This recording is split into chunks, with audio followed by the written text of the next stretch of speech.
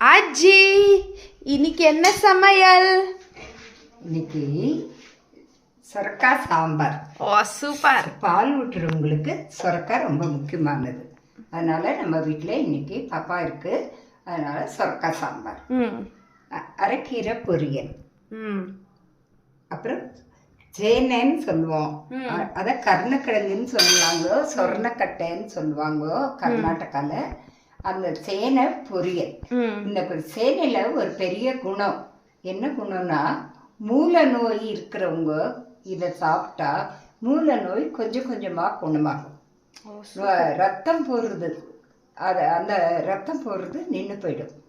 அதனால இந்த சொர்ணக்கட்டை எல்லா கிழங்குகள்லேயும் வாய்வு நிறைய இருக்கும். அதனால கிழங்கு சாப்பிடக்கூடாதுன்னு சொல்லுவாங்க. ஆனால் இந்த கிழங்குல ஒரு சொட்டு கூட வாய்வு கிடையாது. அப்படியா? கேஸுங்கிற தொந்தரவே இது இருக்காது. கேஸ் தொந்தரவை நீக்கக்கூடிய ஒரு கிழங்குன்னா அது இந்த சேனை தான். இதை தமிழ்நாட்டில் சேனைம்பாங்க, இங்கே சொர்ணக்கட்டைங்கிறாங்க, ஒரு சில இடங்களில் கர்ணக்கிழங்குன்னு கூட சொல்கிறாங்க. பெருசாக இருக்கும் பார்க்குறதுக்கு. அதை நீங்கள் அடிக்கடி சமையலில் சேர்த்துனீங்கன்னா வாய்வு தொல்லை, மூல தொல்லை இருக்காது.